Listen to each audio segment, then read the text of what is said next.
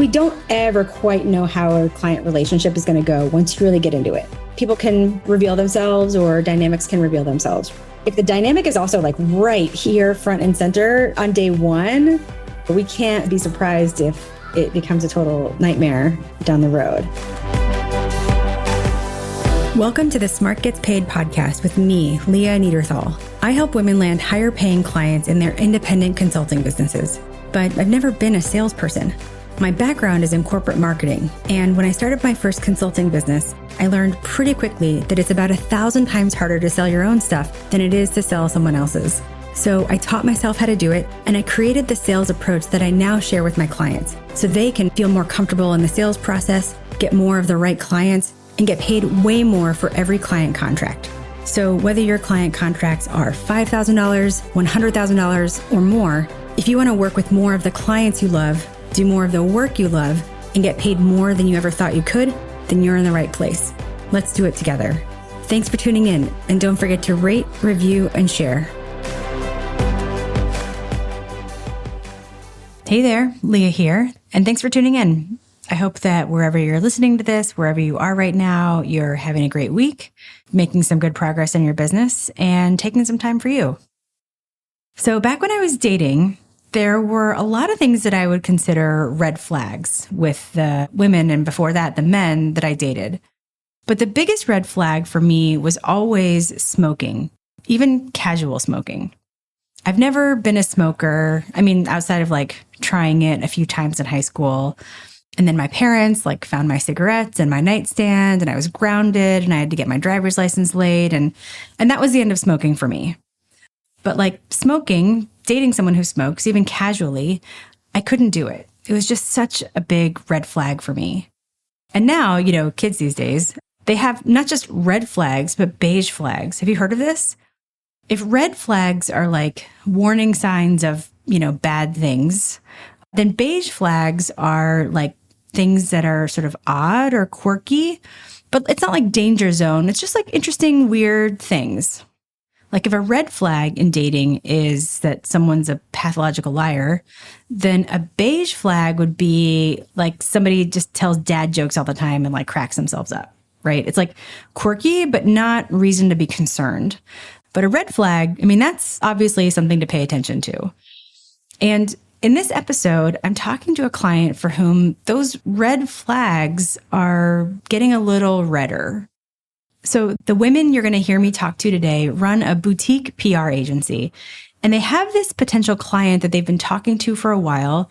They've gone through several rounds of proposals with them, but my clients are feeling like the dynamic that's going on with the client, like inside the client, between the two partners at the client, is raising a few red flags.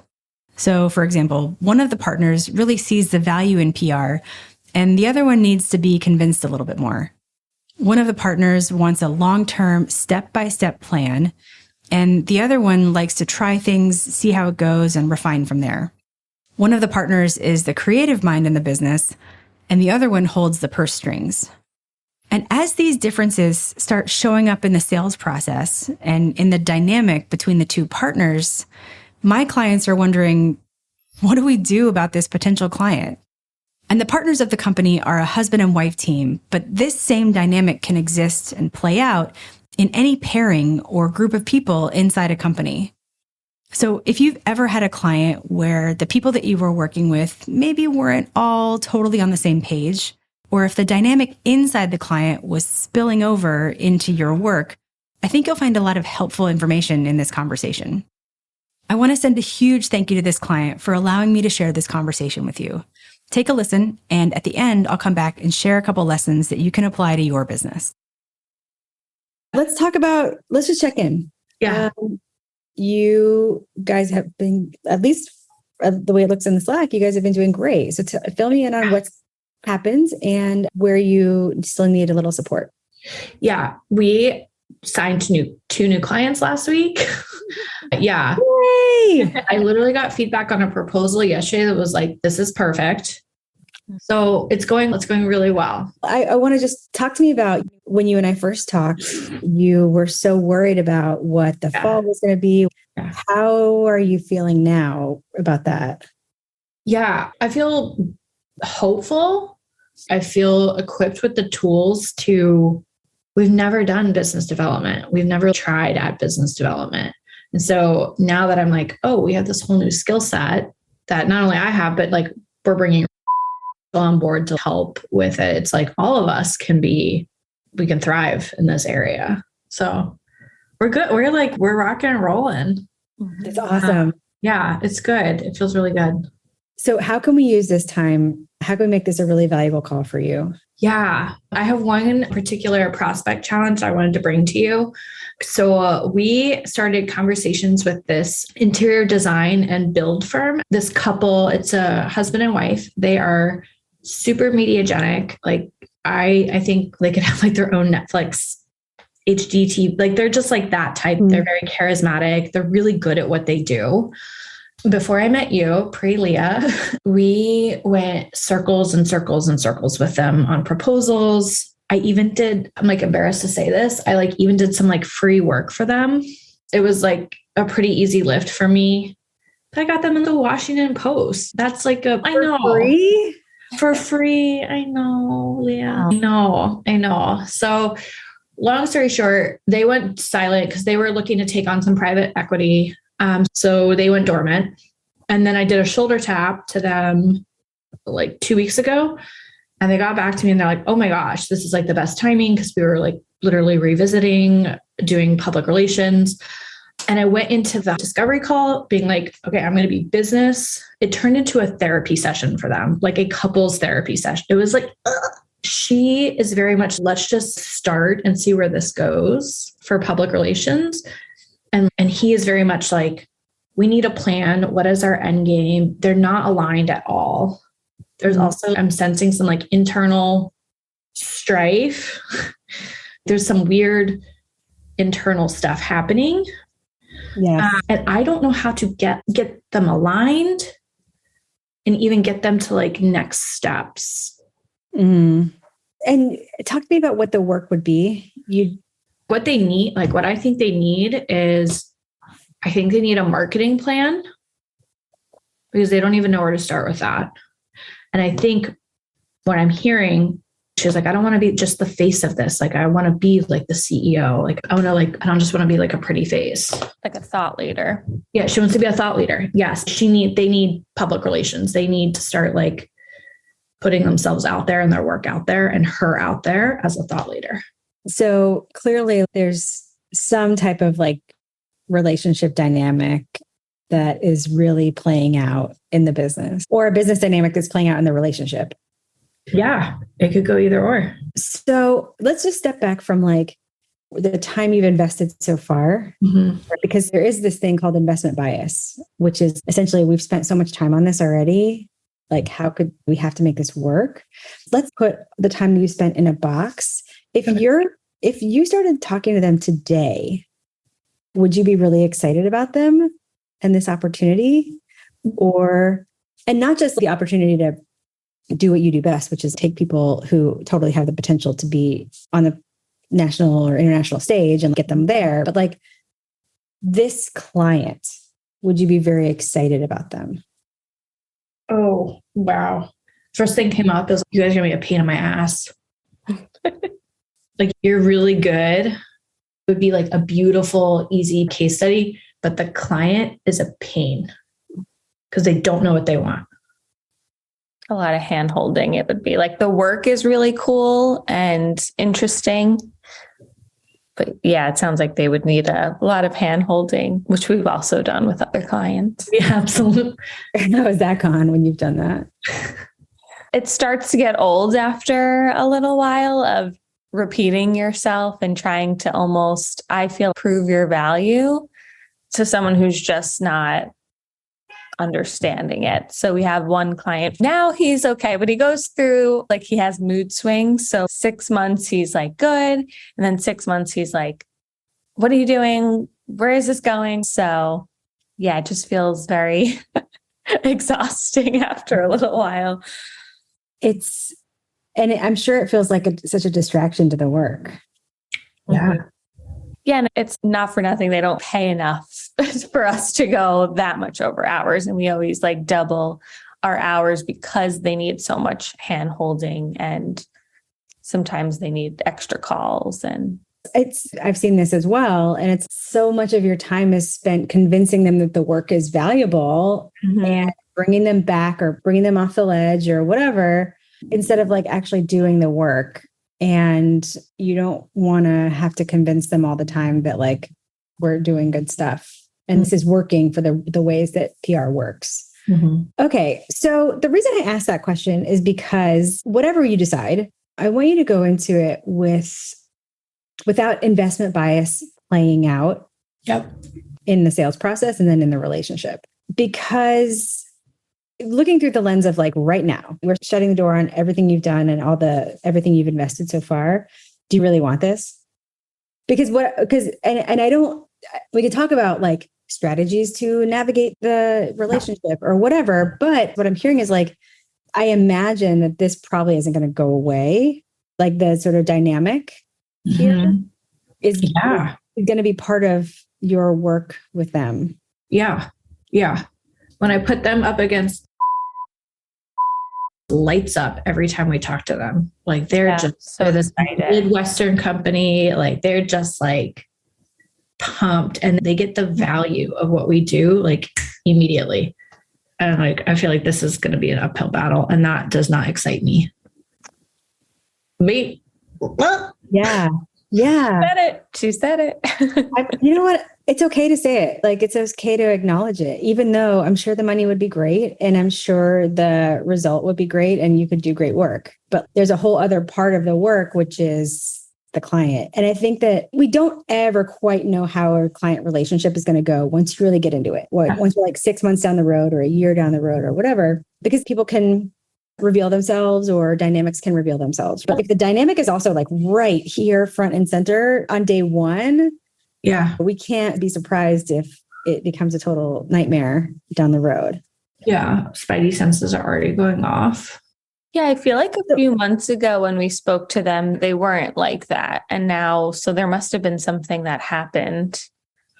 They brought in this company. They are separate entities, but they are operating as one brand. And it's very uncomfortable if I was just working with, I think we'd be fine, but complicates the shit out of everything.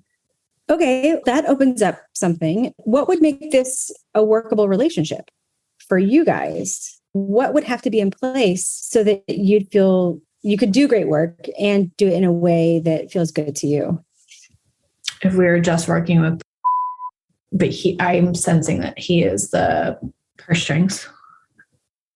Do I cancel this call? Do I just hear them out and then sit on it? And so I think that you want to approach this in a really thoughtful way, and you are. And before I even go there, a couple of things to just remember is you set the terms of your own business. You set the terms. And so you can say, all right, based on what I've heard, or even the two of you after this call can sketch out based on what we're seeing. Here's what we would need to make this relationship really work. Yeah. And it's not just for us. Here's what we would need to do the best work for you guys and get the best results for you. We always position it in terms that benefit the client because they don't care whether it's a good relationship for you. So number one, you set the terms because you're the boss of your business. Number two, position it in terms that benefit them. And just be open and transparent. Like, listen, we've been thinking about our conversation. We've been putting our heads together about how we can make this work. And what I'm sensing is that there is, how do we say this delicately? A disconnect. Yeah, there may be a disconnect in how you want to move forward with this, or where you see this playing, or the value, or even the company's imperatives. And if we are going to make this work and we can do the best work for you, here's what we recommend. And you give that to them so that they can always say, yes, we're willing to work within that. They can say, no, that doesn't work for us. But at least you've given them you set it out there. Mm-hmm. You said, here's what we're seeing and here's how we can make this work, right? You're not saying your relationship is totally messed up, we can't work with you. You're trying to make it work for them. Right. Yeah. I need them to be on the same page before they come to us because I don't want to play referee. Right. You can even say that. I was on a conversation. I had a conversation the other day with a woman who wants to work with me. She also wants to build her business. And she also is like evaluating this job that she was offered, which is like a really great job. And in the course of the conversation, I was like, sounds like there's a decision to make first, right? Yeah. Like working with me or not, that's the second decision. Yeah. You guys need to figure out, or you need to figure out if you're going to take this job or not. Yeah. Because if you work with me, I want you to be really wholeheartedly into this. You can't span two things. So what's a version of that for you? It sounds like because you can even say, it sounds like you guys aren't even ready to work with us. Yeah. Do you think they are? I think he is not there yet. I think he wants a 3-year plan.